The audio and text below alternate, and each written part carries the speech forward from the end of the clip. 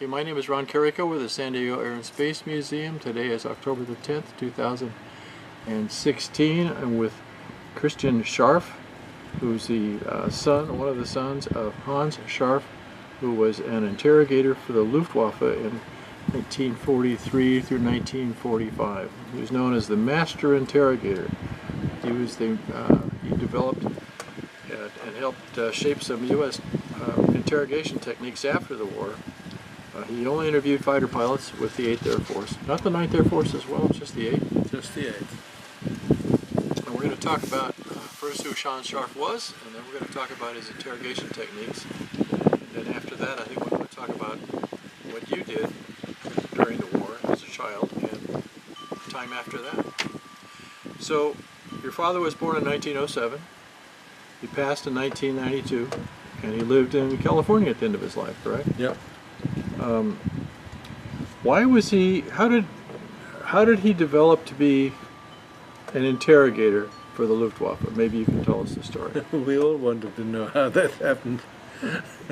He was actually, he wanted, as a young man, he wanted to become an architect. His father had passed away in the First World War, and his grandfather was bringing him up in the town of Greiz, which is in southeast Germany, in Thüringen. And I'm going to put it closer.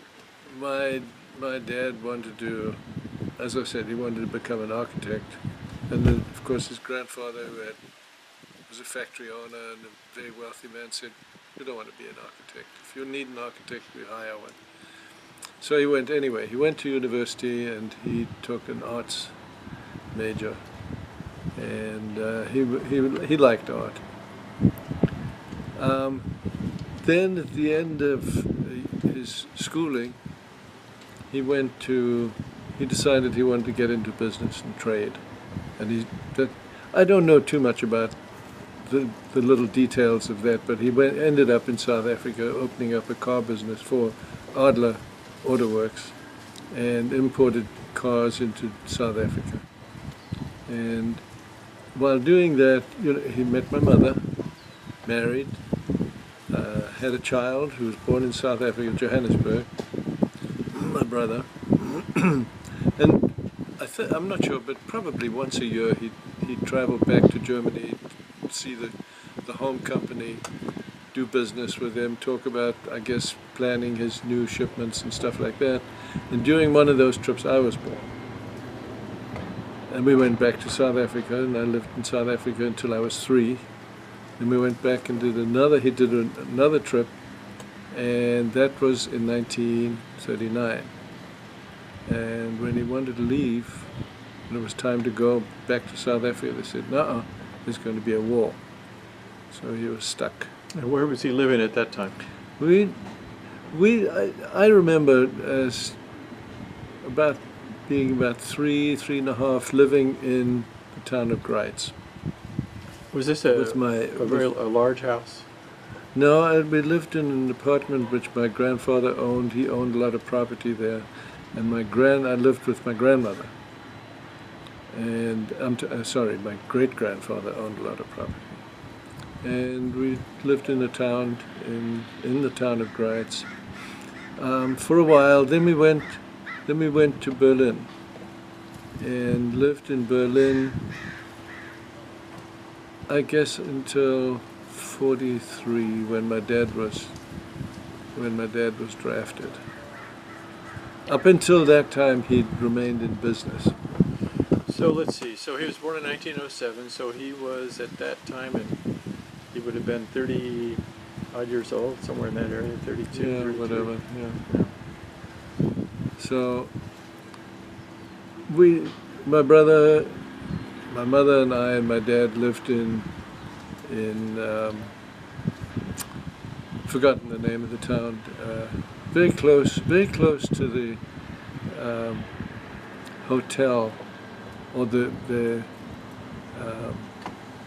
city hall where Kennedy stood on the steps and said, "Ich bin ein Berliner." If you remember that, I'm a Berliner. Who could forget? And we lived on a street called Martin Luther Strasse, which ran right by that hotel. Anyway, so we lived there, and I remember the first air raids, and which were the British night bombers. Then he got drafted, and I guess what happened when he got drafted, we left and went back to his grandfather's villa, which was the factory owner and the guy who owned a lot of property in the town of Greiz. And we stayed in the villa, which my grandmother was living there, my uncle was living there, my great-grandfather was living there. He died, I'm not sure, but I think he died shortly after we got there. And so we spent the rest of the war in Greiz, while my dad was in the drafted. He did get, and it's in the book as well. It tells the story how he was drafted as a foot soldier to go to the Russian front with it. He was actually involved in the interrogations. No, I mean we go back to where he was drafted in the army, and he was going to be a foot soldier with a tank corps going to the Russian front. Right. And my mother thought that was kind of stupid. Since he spoke English. Since he was fluent in English. Right. And so she went to his commanding officer and she said, "What the hell?" As an English woman, she went to the commanding officer and said, "What are you doing? You're sending a guy who's fluent in English to the Russian front, and his whole regiment was embarking on the train." And they said, "Come, we got a different assignment for you." She saved his life. And he went and was sent to as an interpreter. He started out as an interpreter, and working at, I think, Oberursel at the time. Mm-hmm. And then there was an accident, and one of the interrogators got killed in a little plane accident. And they said, "Well, you better go and start doing that." I don't think he had much formal training in the whole thing, interrogation or anything. From everything I've said, I've known, he never said that he went to a formal school of interrogation. Well, at that time, by the Geneva Conventions, with the Germans and the Americans probably tried to at least adhere to, the prisoner was supposed to be treated with respect and properly fed, not have to work, for the officers at least, and also were required only to give their name, rank, and serial number. But of course the idea of interrogation is to learn more out of them. Apparently your father studied what other people did and came up with his own. I mean, oh yeah, and I've met a lot of his POWs and chatted with them, and one of them used to be share our table with John at our Wednesday breakfast. Yeah. And he, you know, let me state what that is. The breakfast you're talking about is the old Bold Pilots organization, which meets. We have, and in that group we have, or had, 2 German fighter pilots, one Me-109 fighter pilot, one 262, Me-262 night fighter jet pilot. Durchluft stood for Durchgangslager, which means through camp, pass through camp, which was the interrogation camp. Yeah. Which was at I wonder how many people he interrogated. I don't know, a lot. Maybe hundreds. Yeah. I mean, they were coming fast and furious. Yeah, well, I heard when I told how my dad. One thing I can tell you, as a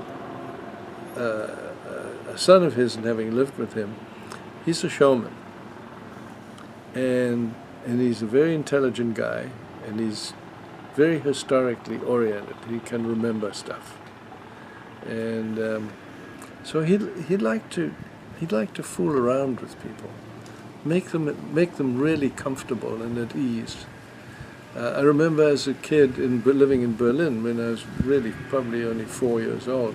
I remember he used to have parties and he'd like to do magic tricks. You know, he was a little amateur magician and stuff. That was his style. And so I think he just naturally employed that kind of a technique with people, being very friendly and chatting to them. And he learned stuff as he went along. There was a protocol. Most fighter pilots were put in a cooler, a couple of days, 30 days max, no longer. And then they'd haul them out. By then they sort of hope everybody's a little softened up and anxious to get the hell out of there. And he'd bring them in and start speaking to them. Go ahead. It's okay, but the first thing they did is they were sent to before they were sent to a regular prisoner of war camp. They went to Oberursel, which is where my dad was. Which was called a Durchgangslager. A through processing. Sweet processing. Okay. Through like a through processing. Okay. Camp, which is where the interrogation was. Once the interrogation was over, and I think they could only hold them so many days, then they went to a permanent, like Stalag Luft 3 and a permanent POW camp. I guess it's the trick of making them believe you know everything. Kind of like, don't ask a question that you don't know the answer to, but you will then get another answer of something else that is of value to you. Yeah, yeah. And the police use the same techniques. Yeah. It started with being friendly. Absolutely. Absolutely. He could, let me give you an example. A guy, a fighter pilot I knew, P-51 pilot, just lived very close to me here, Norm Aiken. He got shot down. He was captured. He was stuck in the cooler for 30 days or X a number of days. And then he was brought to my dad. And the orderly brings him in. He says, this is Hanns Scharff, he's your interrogator. And the first thing my dad said to him, with a stern face, his name, remember, was Norman Aiken, Aachen, which is a city in Germany. And my dad said to him, tell me, why are you fighting the fatherland? And Norm said to me, he told me, he said, God, I didn't know what I was in for. This could have been a kangaroo court. I don't know. I had no idea. So I just did the standard thing, rank, name, and serial number. And my dad said, forget all that stuff. That's nonsense. You know? He said, the real problem with you is that you're being accused of having shot civilians. And if that's proven, you'll be executed for shooting civilians, strafing civilians. Now Norm really thought, I'm in trouble. And it was a turning point in his life. Well, it really was. Let's point out these P-47s and P-51s. Yeah, I think that primarily they were the ground attack Patton's artillery, some people call them. So. Yeah. Anyway, so Norm said, I did not. We said, well, how can you prove it? He said, look at my gun cameras. Just take a look at my gun cameras. You can see that I never shot at anybody. My dad said, this was all from Norm, the American pilot. He said that my dad said, so you see the civilians, you shoot, you turn off your camera and you go and shoot them. And he says, can't do that. When you arm your cannons or your machine guns, your camera's automatically gone. They're not independent. It is automatic. It's part of the system. He said, really? Okay. Well, your gun cameras are on the way to Berlin to be developed. But in the meantime, let me just get on the phone here. And my dad picked up the phone and he said, put me through to the hospital. Yeah, I want to talk to Snuffy Smith. And Norm says, Snuffy Smith was my squadron commander. what the hell is he talking about? This is all nonsense. And my dad says, oh, hello, Snuffy. I got one of your boys here, Norm Aiken. He says that you can't turn on your cannons or your machine guns without putting on the cameras. He said, oh, is that right? Well, you just saved your boy's life. And he turned around to Norm Aiken and said, here, you want to talk to your squadron commander? And Norm said, this is just silly, because I know he's got a broad Texas accent and everything, you know. He picks up the phone and he says, Lieutenant Norm Aiken here. And there comes a, hi, so they finally got you, all in a big broad accent, Texas accent. And it was the squadron commander. So my dad takes the phone away and he says, we're going to dinner tonight. And he brought the guy from the hospital and Norm Aiken, they all went to dinner and they chatted, and that's how he got in with people and broke them down quietly and in a totally different way. But there's much more. There's much more behind his total interrogation technique. There's a whole huge organization of information gathering,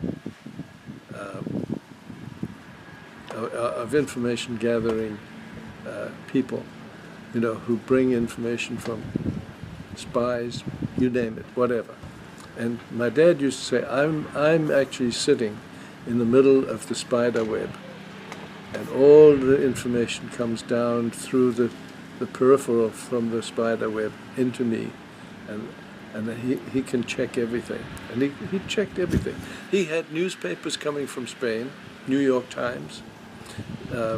He had information coming from England, from spies, no doubt, you know, and whatever it was, wherever he could get it. There were radio towers that were listening in to the fighter pilots and the bombers as they were flying in, so he'd catch all their chatter, and they were all English-speaking guys, and they'd listen to the chatter, and it would still come in to my dad, so he could put pictures together.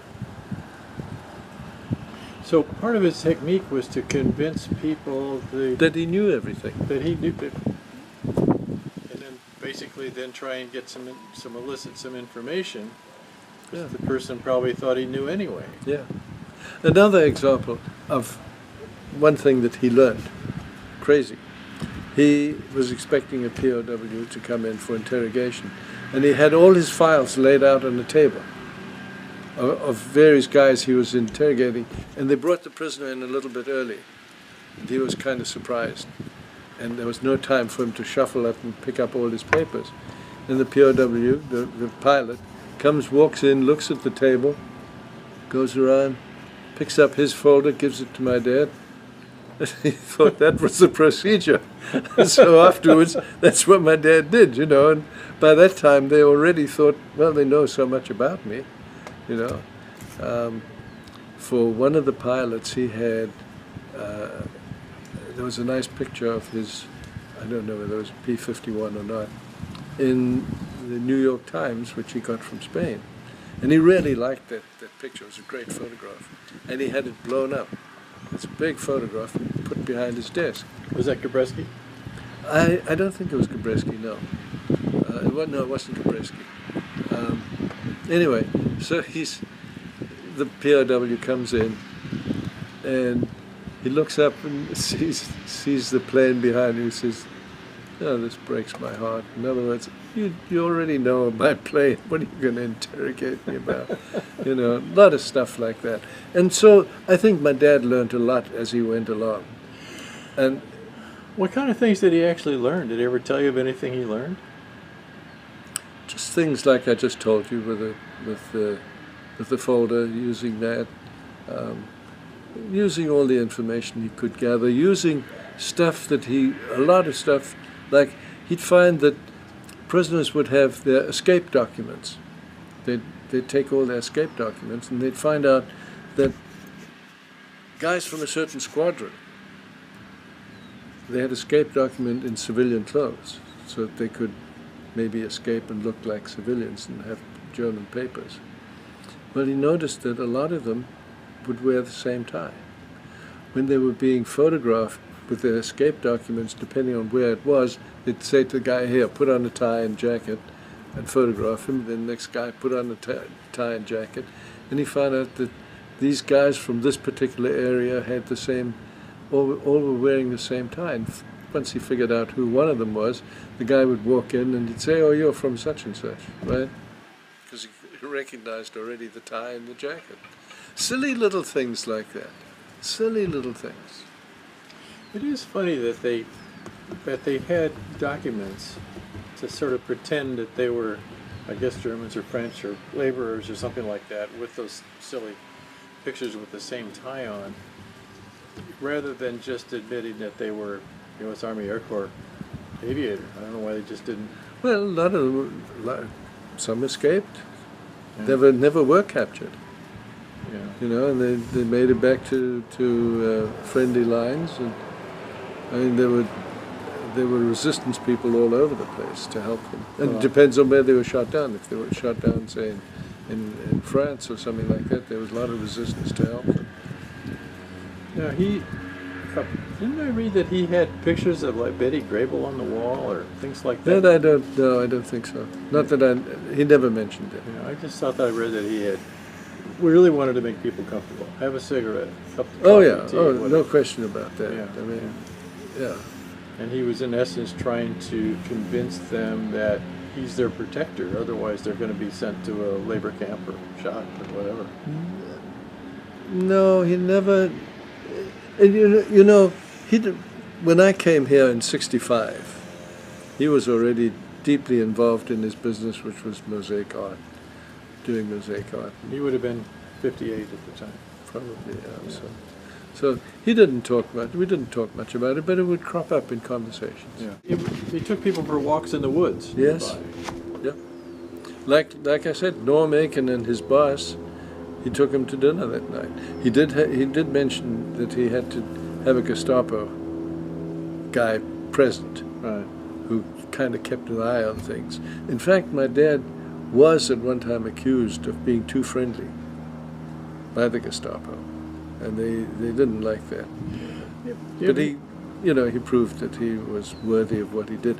Look, one guy, Lieutenant Malmstrom, was shot down, and when he was talking to my dad, he said, "Boy, I'll tell you, that ME-109, that's a hell of a plane. That really gave me trouble. I'd love to be able to fly one of those." My dad called up the local air station, said, "You got an ME-109? Put a couple of gallons of gas in it, I'm going to have an American fly it." Took him down there, let the guy get in the plane, fly it around. He knew he couldn't go anywhere. Did a couple of circles, whatever he did, landed the plane, and he was just so excited.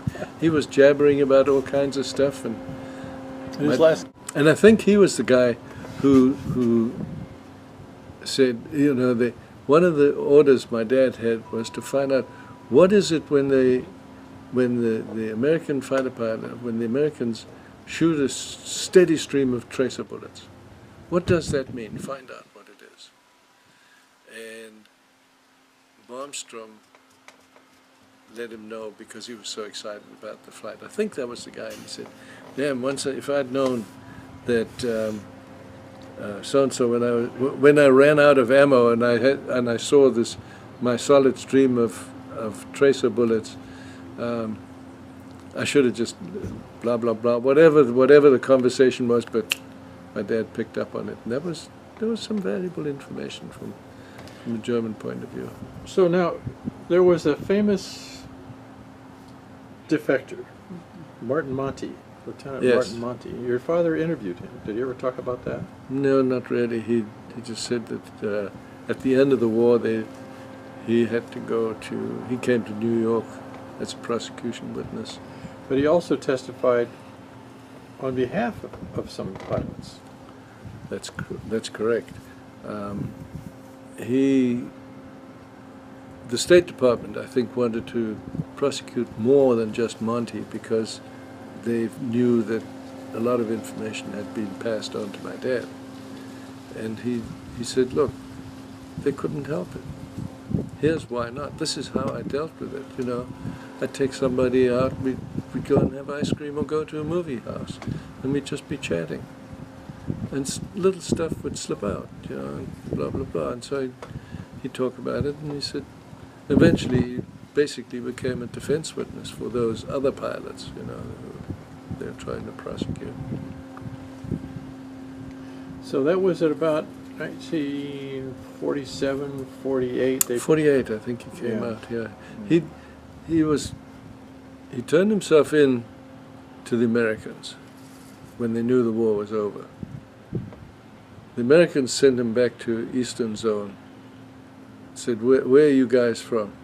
Because their POW camp was just packed. They couldn't handle the people. They said, all the guys who come from this part of Germany, stand up, or put your hand up. And he was one of them, came from what became East Germany. And they said, get on the train. They put him on a train, sent them back east, said, get out there, wherever. And like I said, it was east of Frankfurt. And they got out the train, and he turned right around and walked back in again to what ended up being a Western Zone. And eventually worked in the POW camp, tanking up, pumping gas for the guys, you know, and then they started looking for him because they heard about him. They found him, and that's where he then started traveling. Well, so now, okay, the end of the war comes, and it's May 1945, and you were... We were, at the end of the war, we were in Greiz, the hometown. And in the meantime, some part of Patton's army, as it was passing through there on the way to Czechoslovakia, remember they went to Czechoslovakia, they billeted my great-grandfather's villa where we were living. It was a pretty big place. And they billeted that, kicked us out. We went down to the factory and lived in the offices for a while. And when they withdrew, when there was time for the Americans to withdraw from the Eastern Zone and turn it over to the Russians, they said to my mother, obviously an English-speaking woman, not with an accent, she was an English person, they said, you know, if you want to get away from the Russians, we'll take you out. So we actually got onto the trucks with the American soldiers, my mother and 5 kids. So you were 10 at that time? 9. But you really remember this really well then, don't you? I remember a lot of stuff. Yeah. I remember a lot of stuff. Yeah. I mean, I remember doing all the bad things that kids do to those poor American soldiers who were living in the villa, stealing them blind. Really? Oh yeah, shit. I did a lot of bad things. Well, my brother and I, we were. They must have been pretty intimidating though at the time. I mean, here they were armed soldiers and not that much older than you. No, they weren't intimidating at all. They were terribly nice guys. Really? We'd go into the villa, we'd walk in there, and the guys would say, and we could speak English too, because we spoke English and German all the time.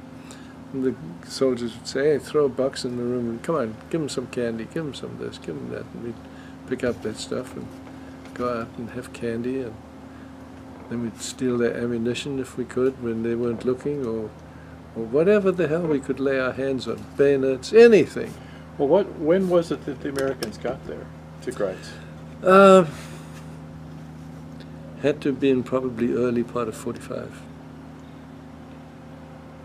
Well, they liberated some of the... I don't know. I mean, as a kid, I didn't have a calendar, and I didn't know how to read a calendar. Springtime, probably. Probably somewhere in spring. Yeah, it wasn't winter. Yeah, because they liberated the big camp down at south of Munich, Lewisburg, in January 29th, 45. Yeah.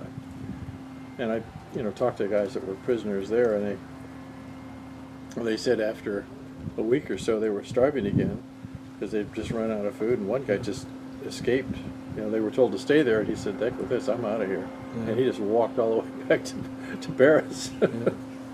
And then the other guy, Ralph Kling, he said he went, and him and another guy, they also escaped and went north up to, I can't remember the name of the town, where he knew his squadron was. That he'd been shot down in September, so he went up to his squadron and looked up his best friend. He said, "I got to fly one more time.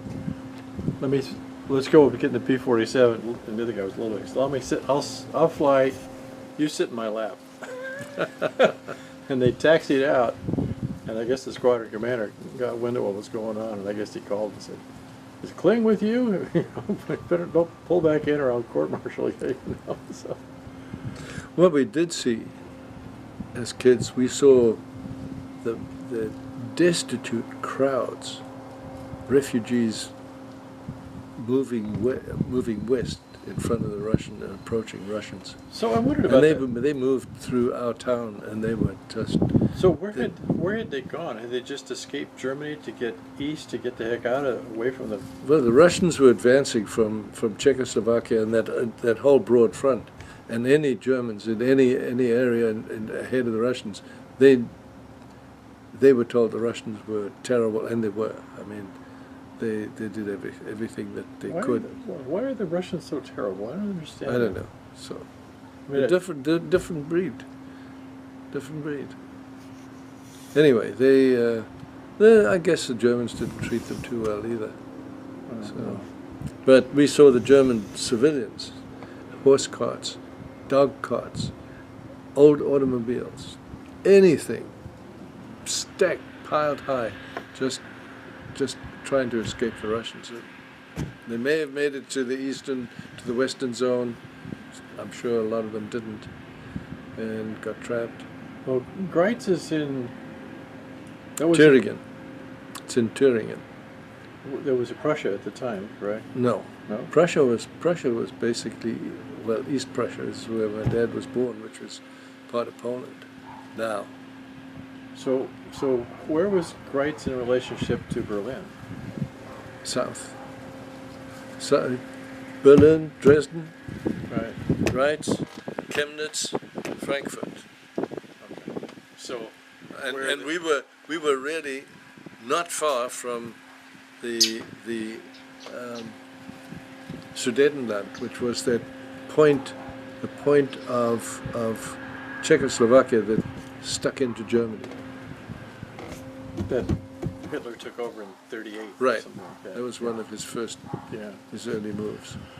So anyway, we left with the American soldiers. They dumped us after a couple of days on some railway station, which we found out later. My dad was in the same town. We didn't know that. But then we got onto a flat car, and for 2 weeks we dragged our way in this train to some other part of Germany, or eventually ended up in Belgium. No food, no water. One of the American soldiers gave my mom a bottle of what was called chlor pills. They were actually chlorine pills. And he said, "Don't you drink any water, don't touch any water unless you have it standing with a couple of these pills in it first."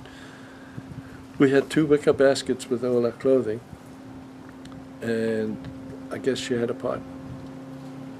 She had a what? A pot. Oh. For water. Yeah. And we were in a flat car, not an open car, not a closed car. It's just a flatbed cattle truck, or not even a cattle truck. And she'd jump off the train every now and again, grab some fruit in the orchard we passed through, or get some water and stuff like that. And eventually we went into some camp run by British, and we were deloused. Standard procedure, DDT. Yeah. And then from there we were moved to another DP camp, which was in Belgium. And I'm not sure if it was close to Brussels or not, but it was right on a big forest. It was also kind of a villa. Ardennes Forest. I don't know if it was the Ardennes forest or not. There were a lot of paths through it with Quonset huts that had ammunition in it, because my brother and I found out how to break open the ammunition, get the cordite out, and light it, and play around with it, and do stuff. But young boys, huh? oh yeah, we were hellions, and my mother was occupied with my youngest brother, who was 2, I think 2 or 2.5, and my sister, who was probably 4.5, and she had her hands full, and we kind of ran amok. So what was the condition? Do you remember vividly what the towns were like? Were they much flat? When we traveled on those 2 weeks on the flat car, we went through just absolutely devastated country. Devastated country. Flattened towns, just skeletons of pieces of brick buildings sticking up, holes in the hills, trees knocked down, and the train just crawled along slowly. I mean, that's all it could do. What was it? You must have memories of bombing raids in the area. No. I have. The first bombing raid was when we were living in Berlin, and the British bombers came at night. I remember my dad took us out onto our veranda and said, "Look, look, look! There's the bomber. See the searchlights? They had him pinned, and you could hear the AK guns trying to get him. They never got him, but they were shooting. That was the first, and we'd hear some bombs. That was the first raid. The very first that I remember. And we were going to school in Berlin, my brother and I. Then we had some more raids before my dad was drafted, and I remember going to school, and in our neighborhood we walked around the corner and the buildings were just gone. They were just walls. Every floor had collapsed on itself, and I guess that was incendiary bombs, because we could smell wood. Everything had been burnt, and that was. After that, I don't remember much, because we left. I do remember we had an empty lot next to our apartment, and my brother and I had 2 little boys who were our friends we used to play with, and played with them just about every day. And one day they came out and they had on their jackets they had the Star of David. And we said, "What's that? Why have you got that on your jacket?" We didn't know what it was. They said, "Oh, we just have to have it on." Didn't worry about it. Nobody worried about it. 2 days, 3 days, or maybe a week later, they were gone. We never saw them again. So you know what happened to them. And then we went back to my great-grandfather's place in Greiz from Berlin. And towards the end of the war, we did see bombing raids. They'd actually come, maybe 1,000 bombers. Sometimes you could see them. Most of the time you couldn't. You'd just see the contrails. And the harmonics of those 1,000 bombers, or however many bombers it was, the house would shake before they became visible.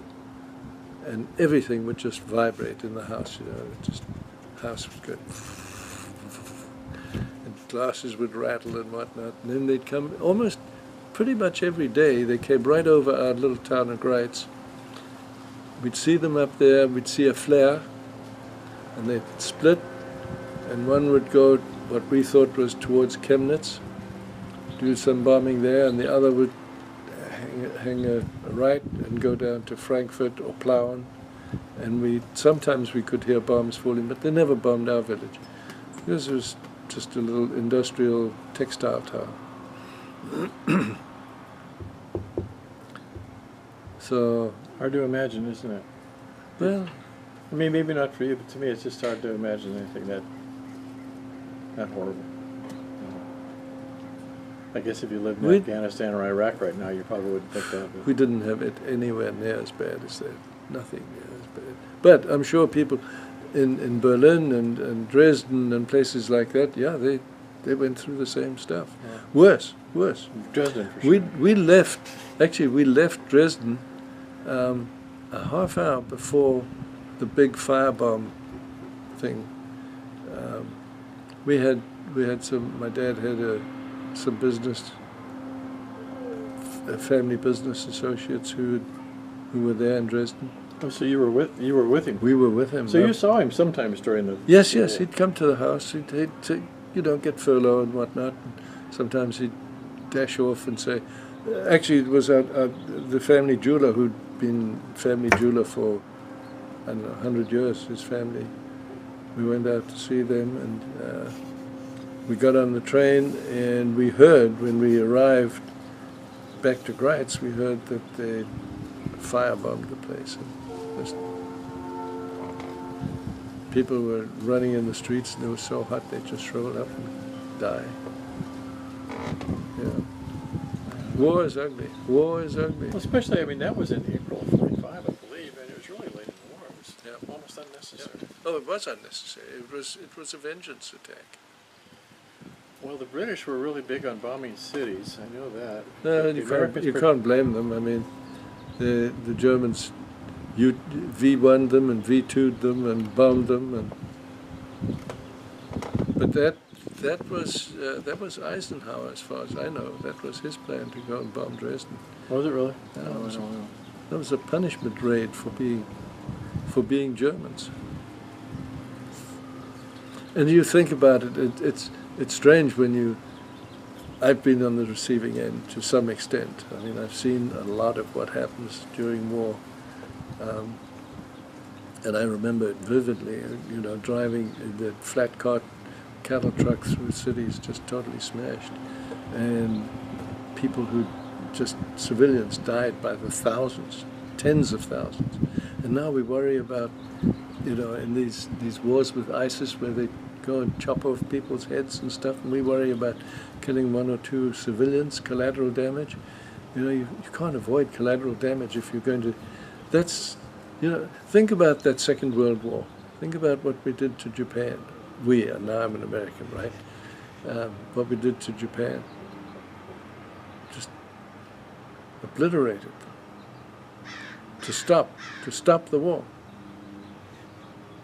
And now we try to be so politically correct and try to do everything the right way, but it doesn't really work that way. War is war. That's it. And it's ugly, and it should never come to war. You kind of wonder if there is any way to look back at what happened there, and any way compare it to what's happened in the Middle East. I don't know. I've often thought about it. Once a newspaper guy interviewed me and said, "What do you think? How do you think that would have worked in the Middle East?" And I wasn't sure. I felt that we were two different types of societies. That the European society, which was fighting itself, had different mores and values than they do over there. And I didn't think it would work. I didn't know that my dad's techniques of interrogation would work with those kind of people. And I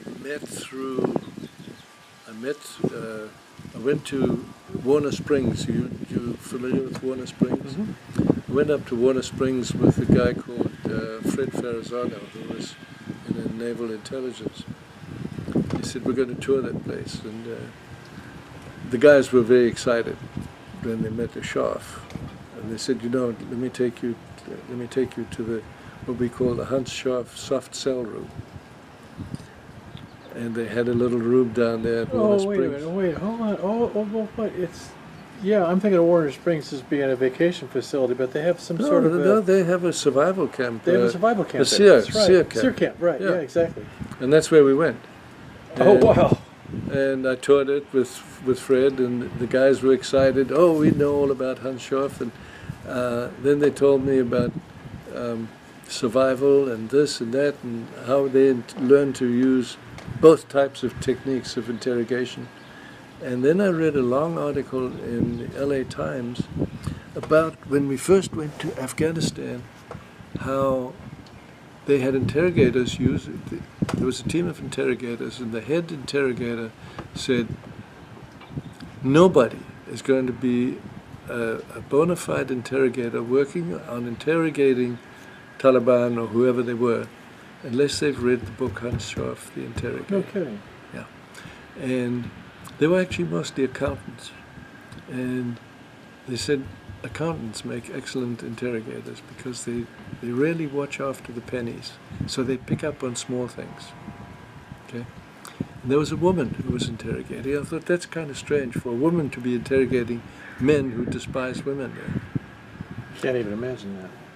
Well, she had, and I don't know the names, but let's say Ali, okay? She went in every day. She'd go into his cell, say, good morning, Ali, how are you? And he knew so-and-so. She wasn't going to give anything. He didn't say anything, good morning, blah, blah, blah. And it just ended up, and then she'd leave again. And then she got some information, just like my dad did, from outside, saying that Ali's name was actually, let's say, Muhammad, and that he had that was his name. And she walked in one morning, same smile on her face, and said, "Good morning, Muhammad." And he said, "Oh shit!" He just started spilling the beans because he figured she knew everything anyway if she knew his name, and she learned a lot of stuff that she'd never heard before, and it was good intelligence. So you can see how the technique works. You know, you always wonder yourself, if you imagine yourself being interrogated and there's a threat of torture, and you apply it visually to yourself, you say, well, I would tell them, yes, I would tell them. But my dad always said, the information is unreliable because you don't know what he's saying just to avoid torture. But if you're in a conversation with somebody and he's not being heard, and he begins to speak and tell you stuff, you know it's more valuable than it is if it's under duress. But yet, you know that I think we all think that torture is going to bring the real truth out. You know that Sheikh Khalid, whatever, SHK or whatever they call it. KSM. He divulged some information, but he didn't divulge it through waterboarding. Did you know that? That doesn't surprise me at all. Waterboarding didn't bother him at all because he knew they'd keep him alive. Yeah. What did eventually break him was hunger. Was what? Hunger and lack of sleep. That's what I read anyway. Yeah.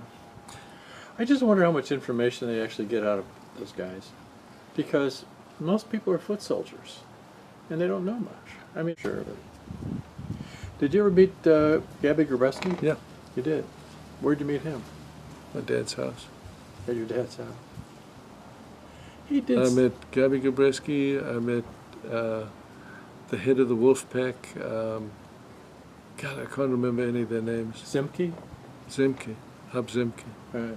Yeah, I met him. I met the guy who didn't get captured in Germany and then flew in Korea and was shot down and tortured by the Koreans. And when he finally came home, he said,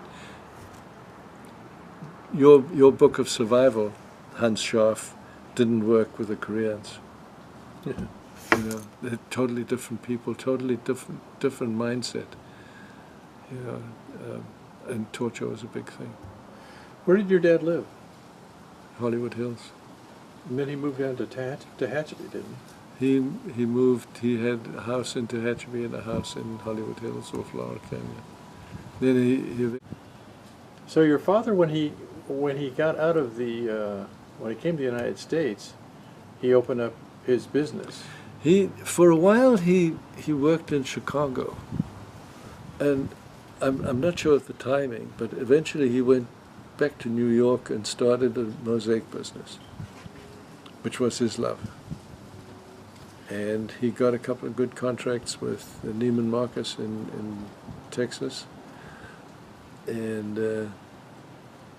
then he figured out, New York is not the place. He had a 4th floor walk-up apartment and a shop. He said, I got to get out of here. So he left and came here to California. Just settled in and started a business and went to tile manufacturers, tile distributors, and said, this is my work, this is what I can do, and became very successful. Worked for Disney, did Disney World, did stuff all over for the city of LA, God, everywhere. Churches. I know that the CIA and the FBI have adopted my dad's method of interrogation. And the Denmark has and Sweden has. And that's I think, that's how they interrogate. So it's kind of interesting. It was the book, Ray Tolliver's book, that brought my dad to fame, and the internet. I don't know if you've ever Googled Scharff, Hanns Scharff. Do it. You'll find a lot of stuff. No, I forgot. I read the Wikipedia. There's 6 or 7 pages of Wikipedia. Yeah, my brother had to correct some stuff in it. It wasn't right. We don't know who wrote the original Wikipedia article, but he certainly rose to fame because of the book and the internet together. Yeah. So you were fortunate enough to get together with your father at the time when these heroes from World War II on both sides were still alive, and yeah. Your father would entertain them in his house. Yeah. Wow. I also met Günter Rahl, if you know the name. And I think didn't he live around here somewhere? No. He used to come and visit. And he became the head of NATO Air Force. Right. And he purchased the Starfighter for NATO. Right. And so he went around with a guy, Lute Eldridge, who was an American pilot. Mm-hmm. And Lute Eldridge and Freddie Ferrazzano, the naval intelligence guy, who was also a Navy pilot, and Ray Tolliver and Kurt Schultz and I used to sit at the same table for breakfast. And in the old Bolts up here? Yeah, in the old Bolt, yeah. And very interesting. I mean, and then Günter Rahl would come and visit Lute and stay with him for a couple of weeks.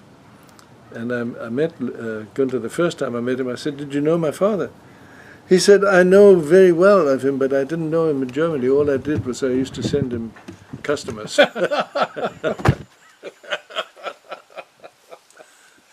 Yeah, I've seen it. Günter Rahl has been in our museum several times. He's a great guy, wonderful gentleman. Wonderful gentleman. He passed away a couple of years ago. Yeah. And I met Adolf Galland. I met him. I met a couple of guys, quite a few of them. So, your father loved to entertain, and so Yes. when these people would come to California, he would invite them down. Oh yeah, and his 70th birthday, 75th birthday, I can't remember which, he brought out Gabby Gabreski from New York, and his son, who was also, at that time, was a major in the Air Force. Right. I don't know where he is now. And my wife and I and Gabreski, Don his name was Don Gabreski, we went skiing up in Mammoth and stuff like that. So we got to know each other pretty well. Durchluft stood for Durchgangslager, which means through camp, pass through camp, which was the interrogation camp. Yeah. Which was at I wonder how many people he interrogated. I don't know, a lot. Must be hundreds. Yeah. I mean, they were coming. Interrogating them, the techniques my dad has seems to work still. Even though they may expect something else, like torture and beheadings or fingernails cut up and stuff like that. But they seem to respond to, as I related to the lady interrogator in Afghanistan. of a Muslim, you know. Yeah. And it worked. So, Yeah.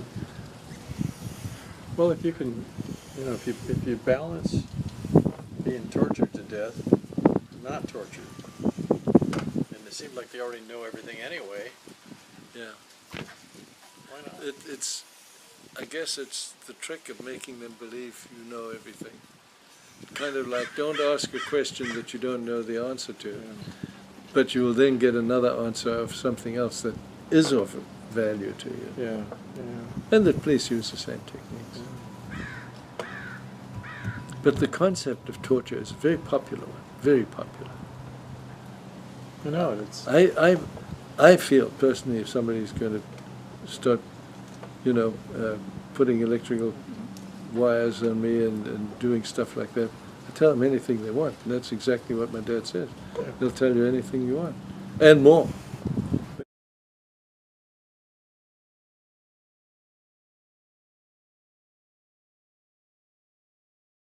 Ray Tolliver, who is the historian for the U.S. Fighter Aces Association and a prolific author, searched for Hanns all over the world for a period of 20 years to find out finally that he lived only a few miles away in the Los Angeles area.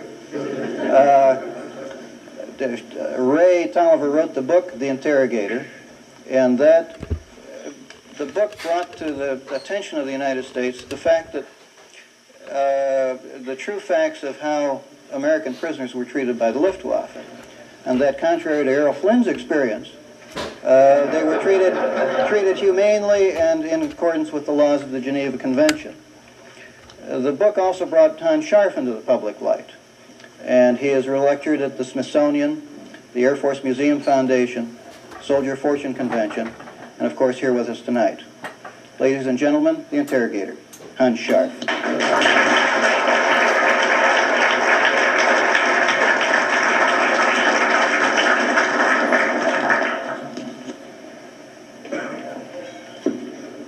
Thank you, Mike. Mr. Commandant, sir, distinguished guests, and ladies and gentlemen, tonight we are discussing a problem every soldier who falls into enemy hands faces, whether he may or may not give the enemy any information. Of course, he may not give him any information because he is under orders to say nothing to the enemy but his rank, his name, and his number.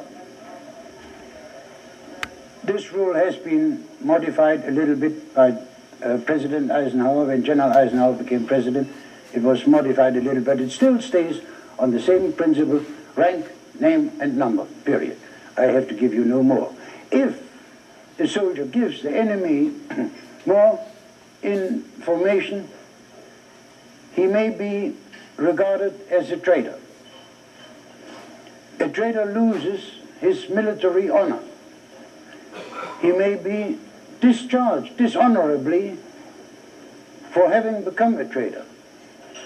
On the other hand, the enemy seeks from him information, and he uses every trick in the world: deception, skill, preparation, beforehand preparation, to get out of the prisoner the answers he needs to know. And I will give you some examples tonight in my talk how this is done. I, as an interrogation officer in the rank of private first class, met the top fighter aces of the United States. It was debatable whether the competition between the different fighter groups was of great value, because they were so eager to score victories, to become aces, that they finally all ended up in my lap.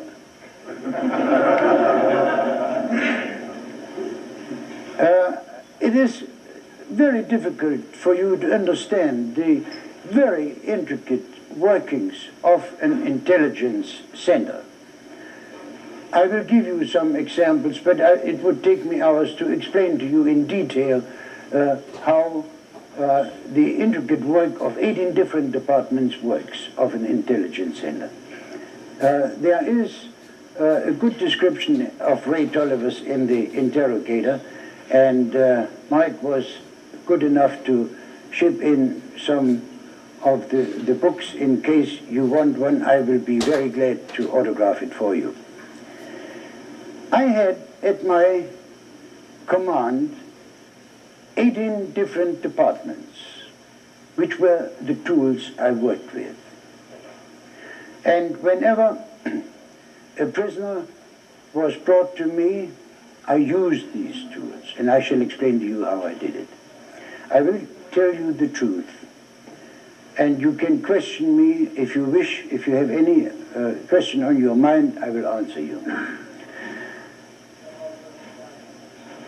The basic problem to begin with was to establish an identity of a prisoner of war, because anybody could, even a spy, pose as a flyer and come into our camp and snoop around as a spy. Therefore, we made sure that a prisoner was whom he claimed he was. At my guest book, which is on display at the Air Force Museum in Dayton, Ohio, is one page which describes that identification business very well. And when I question people, I take, for example, a very famous American ace, Captain Kenneth Smith from Boise, Idaho, who fell into my lap. I said, "Who are you?" He said, "Captain Smith." I said, "Anybody can say that. How do you want to prove? Tell me." He was an Eagle Squadron American who had served first in the Royal Air Force, then in the famous 4th Fighter Group. And he said, "Captain Smith, my number is so-and-so." And I said, "Anybody can say that." And every American then would say, "How do you want to prove it?" They would pull out their dog tag and say, "Here's my dog tag to prove it." That dog tag business annoyed me so much that, and I will tell you later on what I printed on my dog tag. I had an exactly American dog tag made up, and when Captain Smith said to me, "Here's my dog tag to prove that I'm Captain Smith," I said, "Well, and here is my dog tag to prove to you that I am Colonel Bullshit." He wrote that into my guest book, and that's on display at the Air Force Museum. Ladies, forgive me the harsh soldier's language. There will come up some more. But this is the way I showed them that I was not satisfied with just that. Here is my dog tag to prove who I am. And that dog tag of mine made a lot of sense.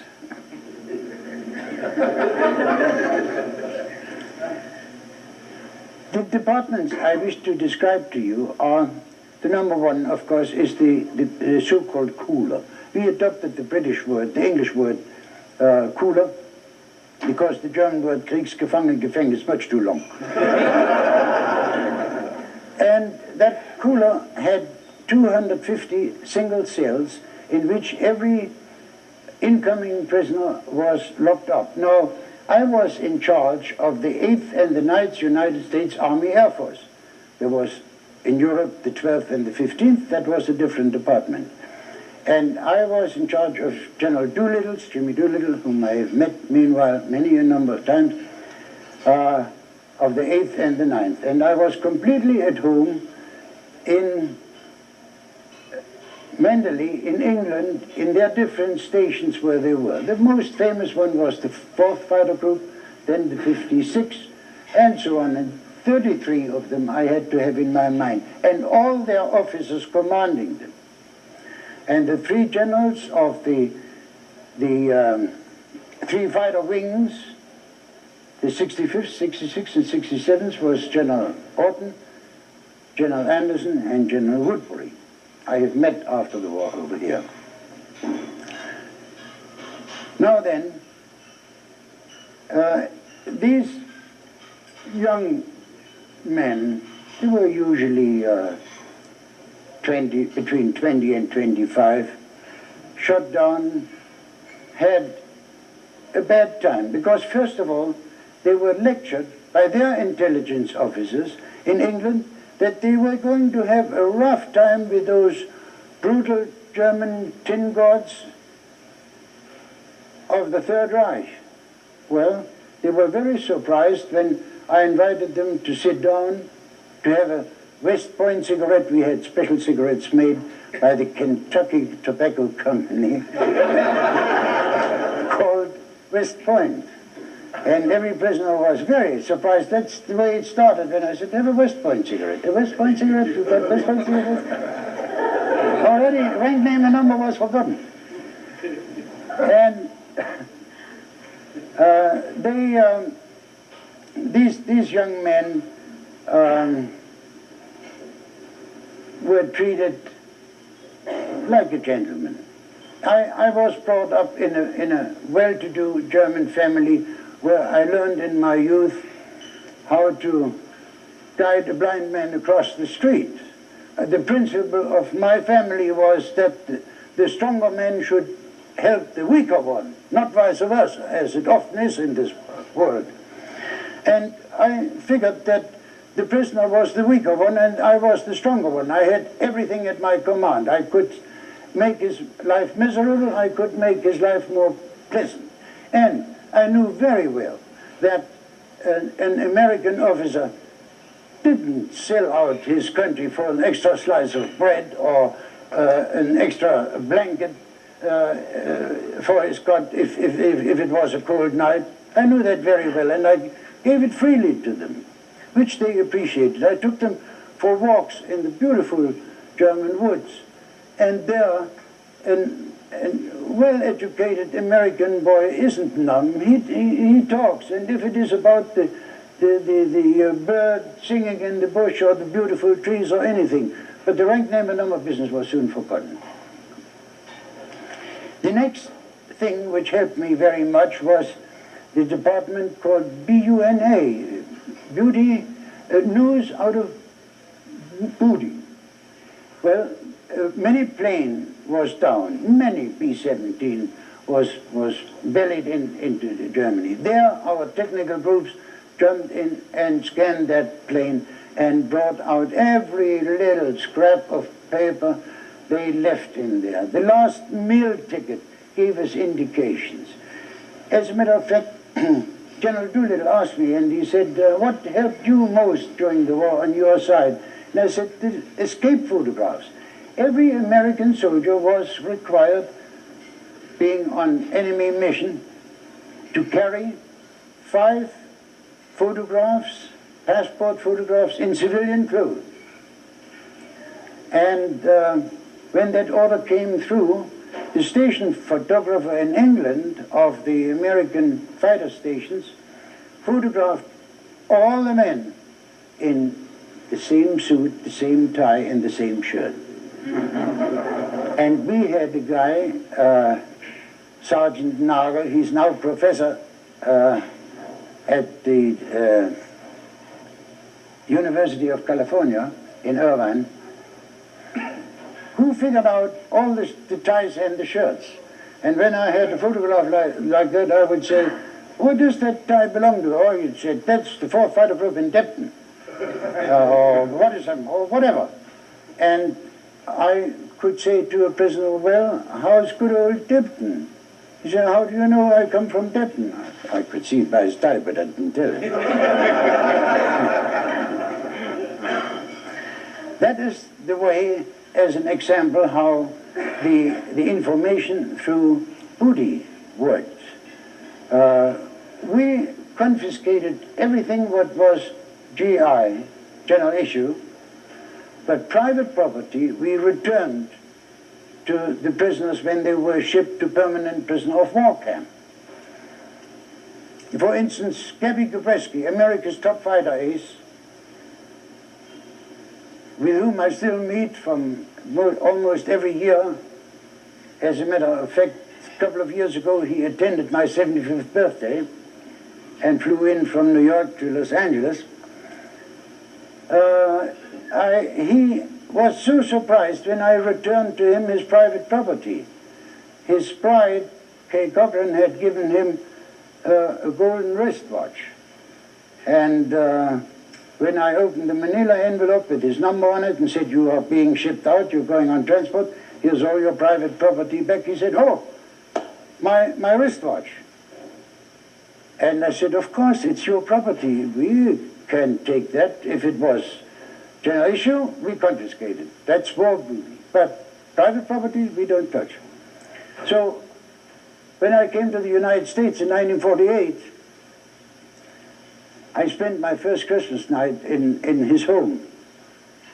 And I said to him, "Gabby, where's your golden watch?" He said, "The Russians took it when they liberated us."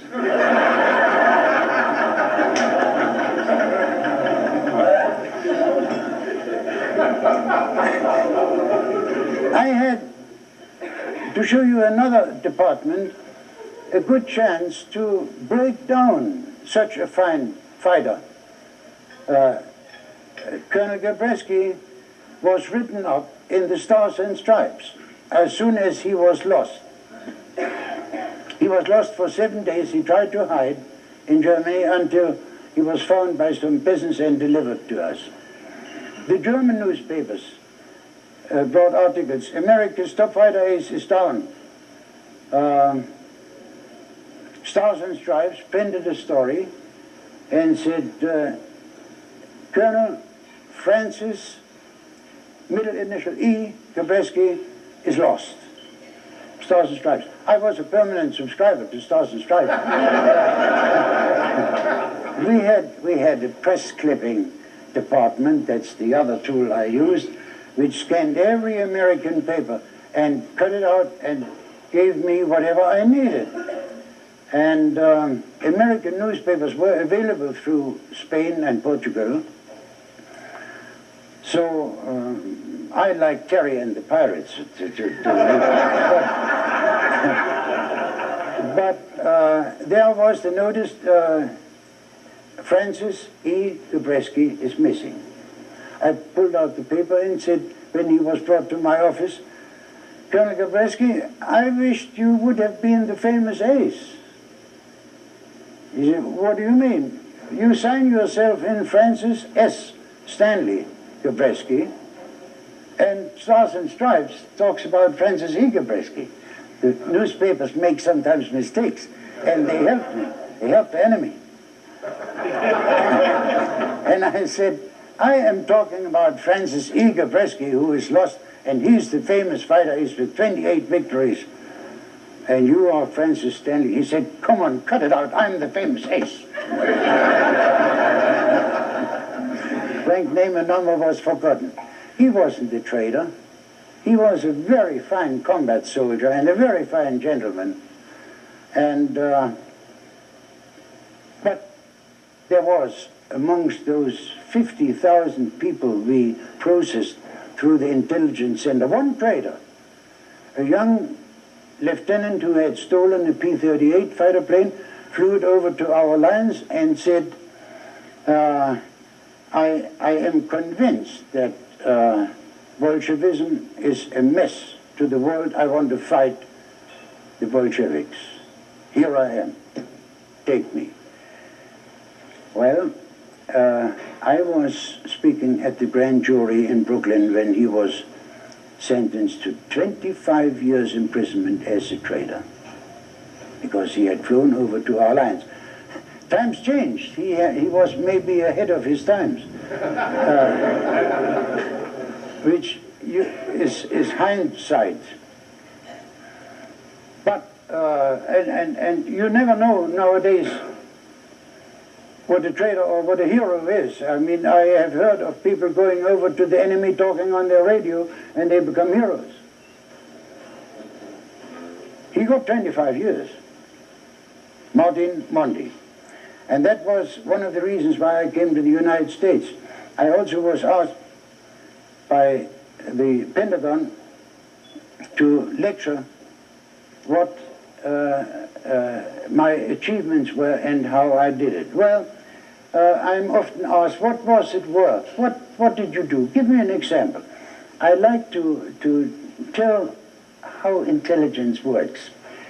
I got the question, and there are standard questions for identification. So in Germany you have to go through routine. This is bureaucracy. And then there are so-called open questions which come from 101 end, from the high command, from this fighter unit, German.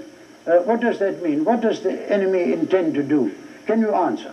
And I will find out. One day I received the question, which is a good example. Our fighter boys have observed in dogfights and in air combat that the American fighters are shooting 10 white tracer bullets in succession. What does it mean? But we don't understand, we don't know. So it is my job now to take the next prisoner and twist his arm and say, what does it mean if there are 10 white tracer bullets shot? It doesn't work that way. One guy, the story is in the book, and if you read it, how he made a slip of the tongue and said, oh, come on, America does never run out of chemicals. We shoot 10 white tracer bullets to show us that we are out of ammunition. What?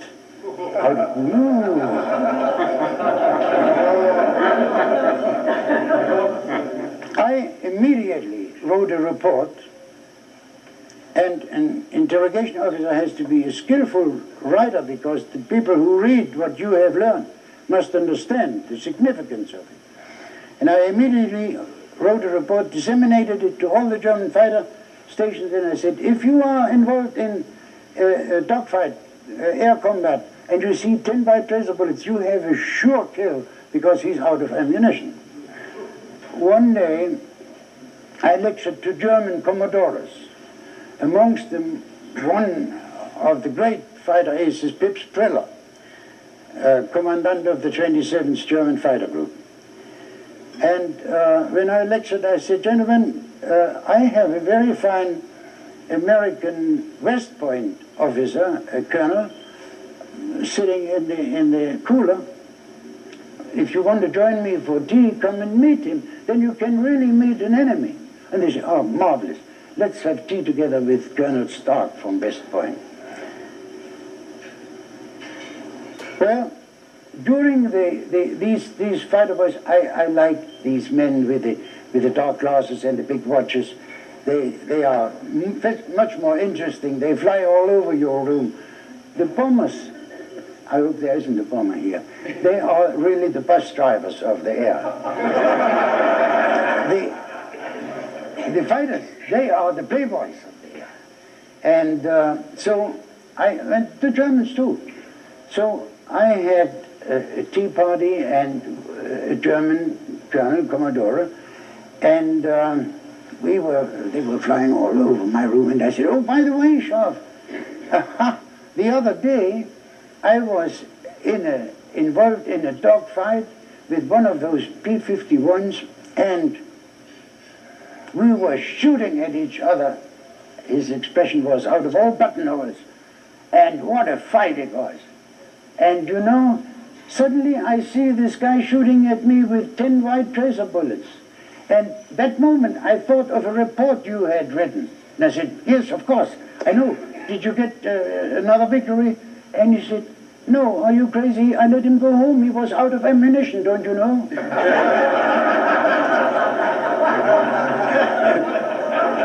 That's the way intelligence works.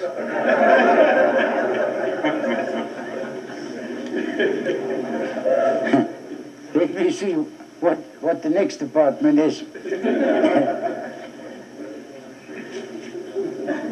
Yes, we had a department called the Squadron Histories, and there were very fine files printed like the bureaucrats do: United States Army, Air Force, 8th Air Force, fighter group, fighter squadron, everything printed beautifully, and the 3 fighter wings were arranged in green files, yellow files, blue files, 33 of them. And I had in my office a working table, something like this, And I had these very secret files. I had to sign in and sign out, all laid out nicely on my working table one night. And I got a call from our commandant, and he said, Scharff, we got so many people, I need room in the cooler. Get these people going out. They go work overtime, I don't care. So in the night, I started working on some POWs. I called the cooler and said, bring over another prisoner assigned to me, a fighter. And in came a young lieutenant. He saluted me. We usually exchanged courtesies. And first of all, he went to my working table, and the moment he entered my door of the office, I said, oh my God, all the secret files are lying openly, nicely spread out on my working table. I forgot to put them away. But this guy worked over and looked through all the American organization, picked out his file, came to my desk and said, reporting Secretary, and handed me his file. He thought that was the procedure. Well, I learned my lesson. From then on, I left them lying there, and whenever a prisoner came in, I said, go and look for your file.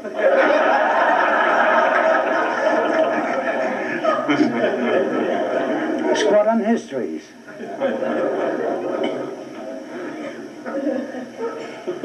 As a matter of fact, when I showed one of the top aces,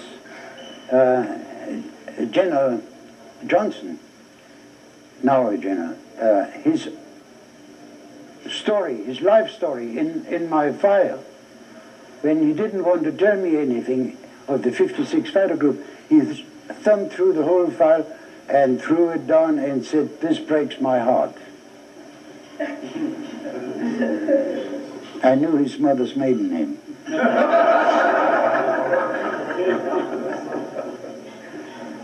Then we had a so-called Y department, the listening in boys, English-speaking German soldiers who were sitting there with radio and writing down every word what was spoken in the air 24 hours. That produced a volume every day this thick, like the Chicago telephone book. And I had to read through this. Sometimes I just thumbed through. Every word spoken by the enemy, from ground to air, from plane to plane, from plane to ground, was recorded in English, brought to my desk, and I could read through it. Of course, then I knew all the frequencies. I knew which frequency belonged to what secret call sign. And an American would never tell me his secret call sign until we captured a command car with a new code, which the Americans didn't even know yet. What the new words they were getting, I had it already. And one day I thumbed through what was called the situation of the air, and I saw strange remarks, very, very rough soldier's language. Forgive me, ladies, for quoting these guys. What happened?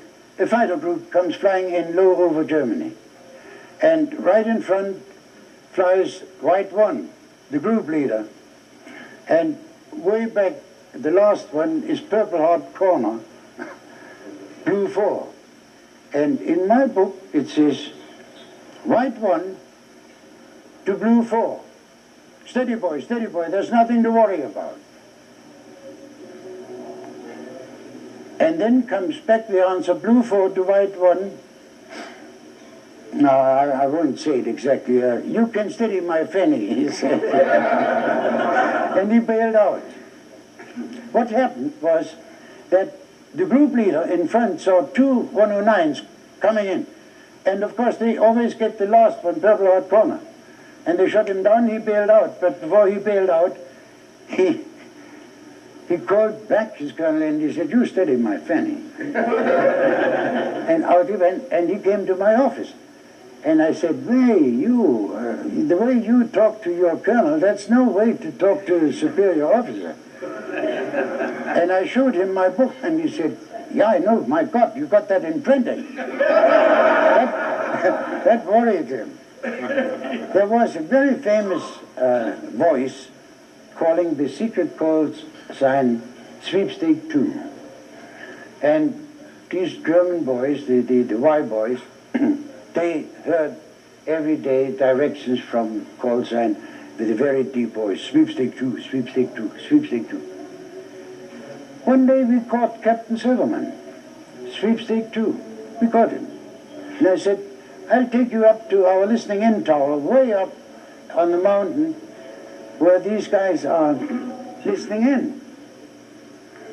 And without telling them who I was bringing as a guest, it was just an American captain. I introduced the bunch of them, and I said, this is Shorty, and this is Blackie, and so and so and so and so, the Germans. And he said to each one of them, shaking hands, how do you do? How do you do? How do you do? That's Sweepstake 2. And it was. And he said, come on, listen into the radio and find out who your successor is. And the odd thing occurred right in the middle of the war that the secret enemy listens into his own station on the other side. Imagine. We had a fabulous photo lab. I could do anything I wanted in blowing up pictures, and I looked at many a combat film, because I'm sure you understand that whenever a gun was fired, a movie was taking the pictures of the shots. And when a plane was down, we looked at the shootings. If you do read The Interrogator, you will find a very dramatic story of 7 accused American fighter men I had to defend, who were accused of having shot into the city of Greifswald and killed many civilians. I did have pictures. I delivered them at the Pentagon, where flyers shot peasant women on the field and hunted them like hares, school children on bicycles. But I have never caught one who committed such acts. Some of them where I had the films were killed. But I had 7 to defend who were accused of that. And the German propaganda ministry was very keen on showing the German public that they were, as they propagandized all the time, that they were air gangsters. Well, it was a very dramatic story that I found that they were not guilty, released them to the prisoner of war camp. They were returned to me, and I had to re-interrogate these guys, this time in the presence of one of those nasty Gestapo guys, as they are described all the time. Not all the Gestapo guys were nasty, but this one was. He was at my side. I re-interrogated them, and it almost led to a debacle. However, I wrote a long brief in proving that they were involved in the raid, but they personally were not responsible for the killings, and this went right up to Hermann Goering, and one night, 3 o'clock in the morning, I was awakened, and he said, the Reichsmarschall just has given word through that your 7 prisoners of Greifswald are to be freed if they are bona fide combat soldiers. And they were.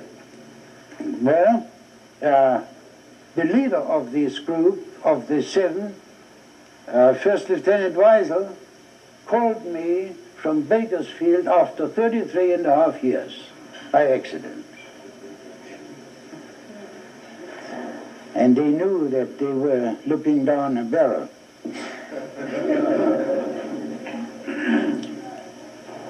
The photo lab helped me once in developing a film, and there was one, I also was in charge of the PRU squadrons, the photo reconnaissance planes, which were unarmed and flew way up photographing our stations, especially in France. Well, I caught one who had made a couple of test shots with his camera before he left England, and what he shot was his own airbase. And we developed that, and I had a beautiful picture of Mount Farm, which was the place General Roosevelt, the son of President Roosevelt, commanded. I had a beautiful picture of Mount Farm, and there all the ships were lined up, Spitfires as well as P-51s, in a semicircle, and in the middle of the circle was a man working on a jeep, and then all the hangars, and right in front was a P-38 with a number clearly readable, lined up, and I had that picture blown up as big as my desk. And one time the first Lieutenant Prokop came in, and I knew such a lot about Mount Farm, I didn't have to question him, but I wanted to play a little foolish joke with him. And I put that photograph upside down on my table, and I said, Lieutenant, you can go. I know all about you and about Mount Farm. You don't have to tell me any. One question. And I turned over the photograph and I said, what is this guy doing on the jeep there? Ridiculous question. But he looked through the cunning way I was trying to fool him, because the first ship right in front with the number on it, that was his. And he thought every prisoner is presented with a big photograph of a nice ship, fooling around.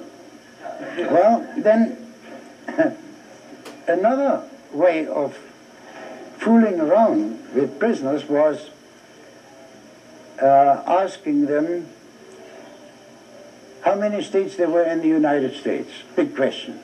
Well, any child knows that at that time, of course, 48. And then we would give them a pencil and a paper and say, write down those 48 states. And of course, in Europe, with those little countries, you know every state and every county. But the United States are so big, we knew that most of the guys would get stuck at 35, 36 and chew the pencil and say, can't get together 48 states. And we would say, you claim to be an American, you can't even account for 48 states. You're not an American. What are you talking about? One day, my assistant, Bill Engelhardt, came to me and said, Hanns, I found my master. I said, what do you mean? I have a man, an American captain, sitting 28 days in the cooler. That was the longest time we were permitted by the Geneva Convention. The United States did the very same thing. They didn't hold men longer than 28 days. And the only one I know from this end was a U-boat captain who stuck it out 28 days without saying anything.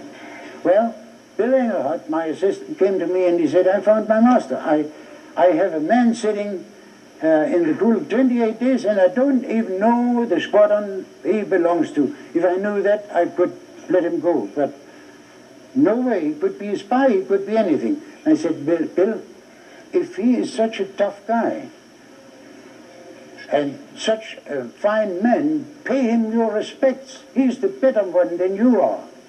And you have to pay him your... As a matter of fact, I have a little party tonight, some beer drinking, sing-song party, bring him along and we pay him our respects. Well, in comes Captain Mozart Kaufmann.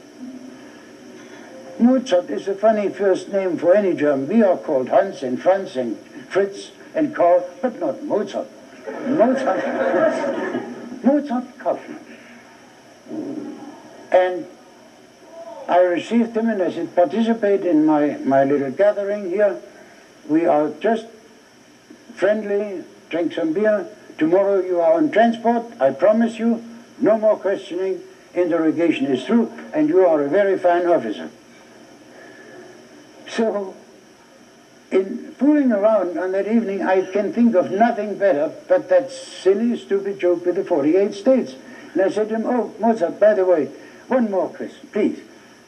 How many states in the United States?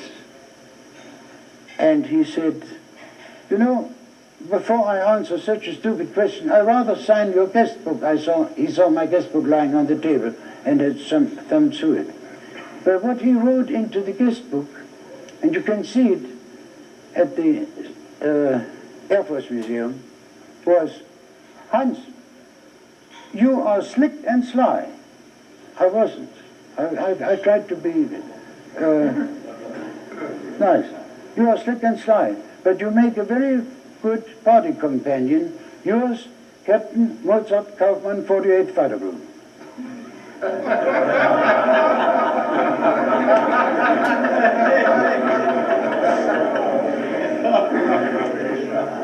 I called him the other day. Ray Tolliver called me after 35 years, and he said, Hans, you know something? This is more a personal story. I found the address of Mozart Kaufmann. He is living in San Anselmo. I said, where's San Anselmo? In North California. I took out my road map and I looked up San Anselmo. It's north of San Francisco. And right next to it is a little city called Larkspur. And that's connected by a road which is called Sir Francis Drake Drive. So I get onto the telephone and say, Ray Tolliver had given me his address but not his telephone number. Information. Do you have a Mozart Kaufmann in San Anselmo? And the telephone information was very good. She said to me, no, I don't have a Mozart Kaufmann in San Anselmo, but I have one in Larkspur, which is right next door. And I said, oh, that must be the same. Give me. Did you make the connection? And boom, right there was Mozart. And I said, this is Hanns Scharff. And he said, Hans, you beat me to it. You beat me to it. I was going to say, you must be Hanns Scharff when you called me. Your telephone. We had a beautiful conversation. Said, remember the time? Oh, sure. And we talked, and I said, how are you doing? And he said, fine. I have a business. And the devil was writing me. I just said, is it on Sir Francis Drake's Drive? And he said, yes. How do you know? You have a file on me.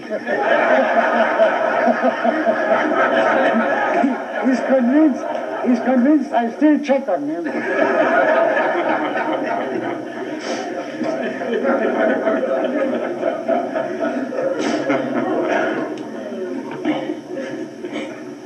Now, we had, of course, we allowed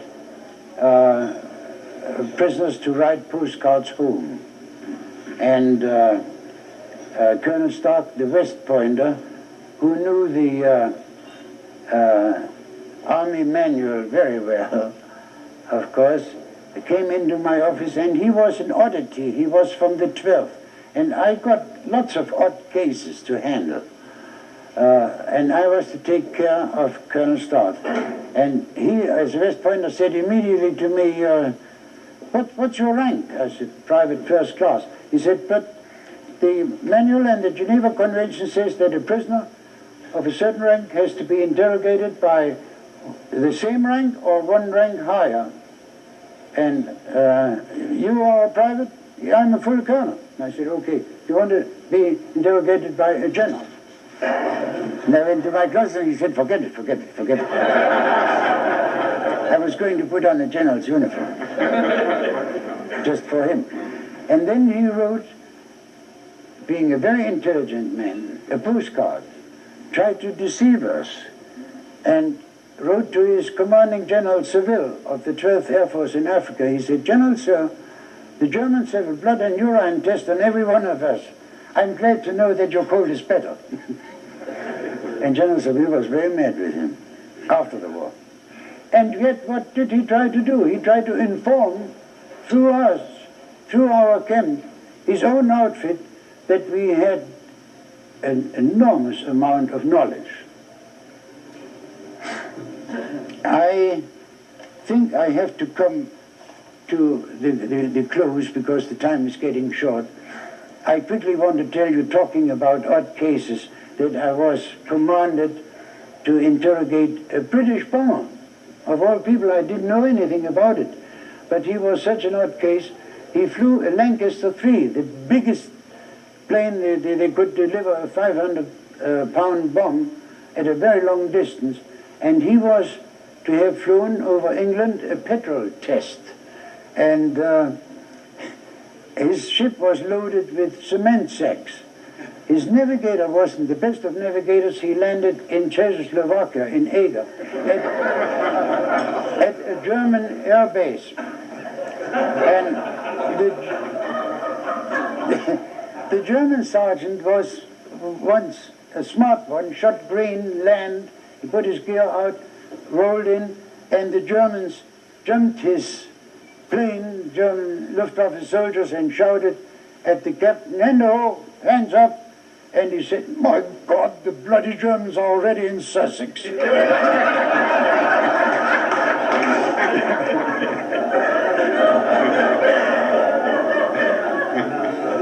Well,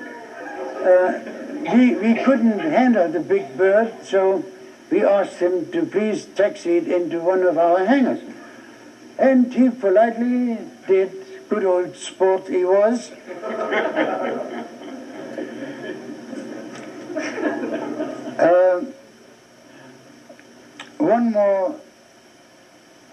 One more thing. We had nothing to do with the East. Our outfit was called Evaluation Center and Interrogation Center West, Foreign Air Forces West. There was also an outfit East which was dealing with the Russians. We had nothing to do with Russians. But we had about 20 Russian soldiers as handymen who would grow a vegetable garden and who would light our stoves in the offices and clean them out as workmen. And these Russians were allowed to take a shower once a week on Saturday afternoon. Well, the whole city of the little village of Oberursel knew always when it was Saturday afternoon when they heard the Russians taking a shower, because you can't imagine what ruckus they started in shouting and slapping each other and whistling and screaming. Unbelievable. And that shower was in the basement of the cooler. One Saturday afternoon, the guardhouse called me and he said, "Scharff, there is an American lieutenant, a fighter, sitting in the cooler, and he wishes to be immediately interrogated." I said, "Yeah, send him over." He came in, white in his face, and he said, "Sir, I'm going to tell you anything you want. I can't stand that brutality going on in the basement."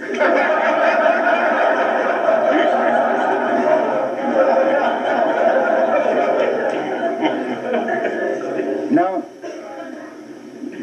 if you will, you can ask me questions, but before I conclude, I would like to tell you my favorite story. I had become very well known amongst the higher circles of the High Command in Berlin. And one night, by reports I had written, and one night the commandant called me and he said, "Scharff, we are going to be inspected by General Field Marshal General Schmidt. He's coming in tonight to inspect us. And please be at your desk and work, because he is going round to see the whole camp." So that was my order. I was at 8 o'clock at my desk, and suddenly a big crowd of high-ranking officers are shuffling down the corridor. The adjutant, the field marshal himself, of course, and the commandant stuck the head through my door, and she said, "Ah, Scharff, are you still at work?" I was ordered to do so. He told me. And I said, "Yes, sir, still working." And in is ushered His Excellency with all his staff, and a lot of fruit salad, and brass, and red stripes, and white stripes. my office wasn't big enough. They were sitting at my working table around, and he said, I have read your reports. Now, I want to know how you do that. I want to know it. And I said, Your Excellency, I have, show me. He said, show me. Go on, show me. I said, Your Excellency, I have 3 different categories. I have American fighter boys who came in today. I haven't even seen yet. I don't know who they are. I have some I talk to. I go for a walk in the woods. I have some which are going out on transport. Which one of those categories, which one would you like me to interrogate? He said, start from the bottom, right from the beginning. Take a man you have not seen before. So I called the guardhouse and I said, bring over Lieutenant so-and-so. After a short while, a young American fighter lieutenant walks into my room and sees all that brass and fruits. And I got up from my desk and I said, I'm your interrogation officer. Sit down, take it easy, have a cigarette and so on. And don't worry about all these guys sitting around here. You have to tell me some questions. Well, here comes the old game. Rank, name, and number. Rank, name, and number. It's getting very boring. I said, you have to tell me more. I don't believe it. All my tricks didn't work. Rank, name, and number. 20 minutes. Getting very boring. I can notice it on the faces of the others. And suddenly this young man gets up from the chair. He was sitting in front of my desk, goes over to my window, stands at ease, and starts telling me all kinds of questions. Where are you from? What ammunition have you been carrying? What have you been attacking? What was your mission? One question after another. Fantastic. And I said to Schmidt, Your Excellency, as you can see, I am in good conversation with my prisoner, and I would think it is much better if I continue my conversation alone. And he said, oh, I see, you want to throw me out. I said, yes, Your Excellency.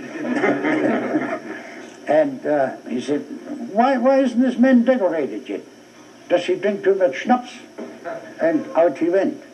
As soon as that whole bunch of officers had left my room and the door was closed, this young American kid came over to me, laid his hand on my shoulder and said, did I help you out of a mess you were in?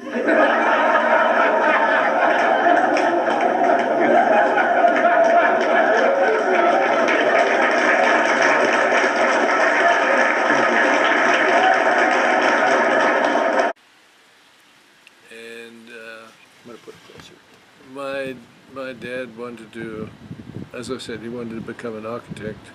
And then, of course, his grandfather, who was a factory owner and a very wealthy man, said, you don't want to be an architect. If you need an architect, we hire one. So he went anyway. He went to university and he took an arts major. And he liked art. Then at the end of his schooling, he decided he wanted to get into business and trade. And I don't know too much about the little details of that, but he ended up in South Africa opening up a car business for Adler Auto Works and imported cars into South Africa. And while doing that, he met my mother, married, had a child who was born in South Africa, Johannesburg, my brother. And I'm not sure, but probably once a year he'd travel back to Germany, see the home company, do business with them, talk about, I guess, planning his new shipments and stuff like that. And during one of those trips I was born. And we went back to South Africa, and I lived in South Africa until I was 3. And we went back and he did another trip, and that was in 1939. And when he wanted to leave, and it was time to go back to South Africa, they said, no, there's going to be a war. So he was stuck. And where was he living at that time? I remember as being about 3.5, living in the town of Greitz. Was this a large house? No, we lived in an apartment which my grandfather owned. He owned a lot of property there, and I lived with my grandmother. And sorry, my great-grandfather owned a lot of property. And we lived in a town, in the town of Greiz, for a while. Then we went to Berlin, and lived in Berlin, I guess, until '43, when my dad was drafted. Up until that time, he'd remained in business. So let's see. So he was born in 1907. So he was at that time, and he would have been 30 odd years old, somewhere in that area, 32, Yeah, 33. whatever. Yeah. Yeah. So my brother, my mother, and I, and my dad lived in forgotten the name of the town, very close to the hotel, or the city hall where Kennedy stood on the steps and said, "Ich bin ein Berliner." If you remember that, I'm a Berliner. Good for you. And we lived on a street called Martin Luther Straße, which ran right by that hotel. Anyway, so we lived there, and I remember the first air raids, and which were the British night bombers. Then he got drafted, and I guess what happened when he got drafted, we left and went back to his grandfather's villa, which was the factory owner and the guy who owned a lot of property in the town of Greiz. And we stayed in the villa, which my grandmother was living there, my uncle was living there, my great-grandfather was living there. He died, I'm not sure, but I think he died shortly. And also were required only to give their name, rank, and serial number. But of course the idea of interrogation is to learn more out of them. Apparently your father studied what other people did and came up with his own. I mean, Oh yeah, and I've met a lot of his POWs and chatted with them, and one of them used to share our table with John at our Wednesday breakfast. Yeah. And he, you know, let me state what that is. It's the breakfast you're talking about is the old Bold Pilots right organization, yeah. which meets. We have, and in that group we have, or had, 2 German fighter pilots, one Me-109 fighter pilot, one 262, Me-262 night fighter jet pilot. Durchluft stood for Durchgangslager, which means through camp, pass through camp, which was the interrogation camp. Yeah. Which was at I wonder how many people he interrogated. I don't know, a lot. Must be hundreds. Yeah. I mean, they were coming fast and furious. Yeah, well, I heard when I told. How my dad. One thing I can tell you, as a son of his and having lived with him, he's a showman, and he's a very intelligent guy, and he's very historically oriented. He can remember stuff, and so he'd like to fool around with people, make them really comfortable and at ease. I remember as a kid living in Berlin, when I was really probably only 4 years old, I remember he used to have parties and he'd like to do magic tricks. You know, he was a little amateur magician and stuff. That was his style. And so I think he just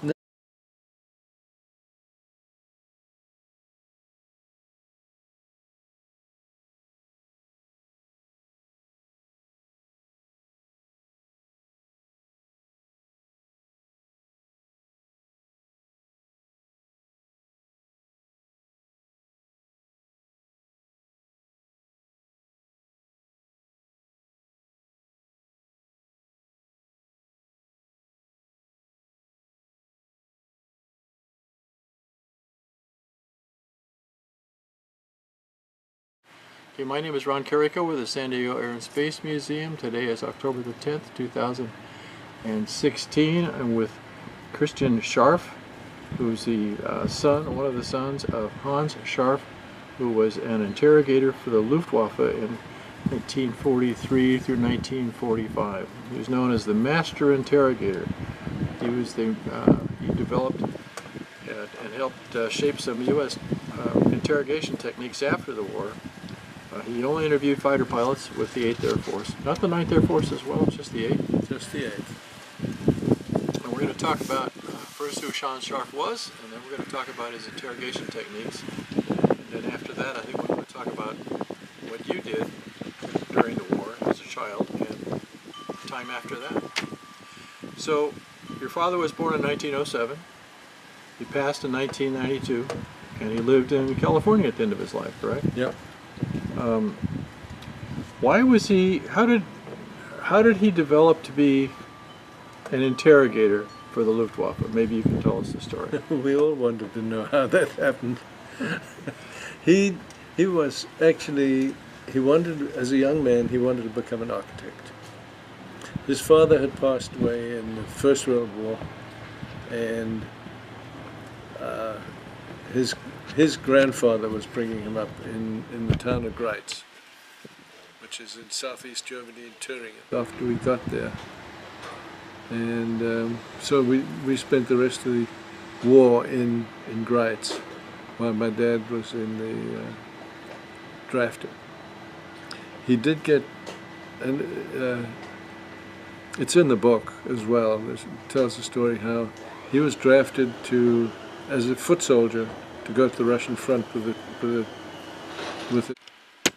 He was actually involved in the interrogations.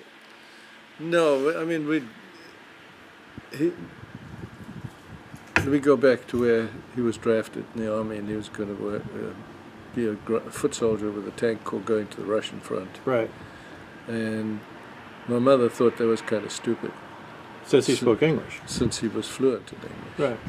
And so she went to his commanding officer and she said, "What the hell?" As an English woman, she went to the commanding officer and said, "What are you doing? You're sending a guy who's fluent in English to the Russian front, and his whole regiment was embarking on the train." And they said, "Come, we got a different assignment for you." She saved his life. And he went and was sent to as an interpreter. He started out as an interpreter and working at, I think, Oberursel at the time. Mm-hmm. And then there was an accident, and one of the interrogators got killed in a little plane accident. And they said, "Well, you better go and start doing that." I don't think he had much formal training in the whole thing, interrogation or anything. From everything I've said, I've known, he never said that he went to a formal school of interrogation.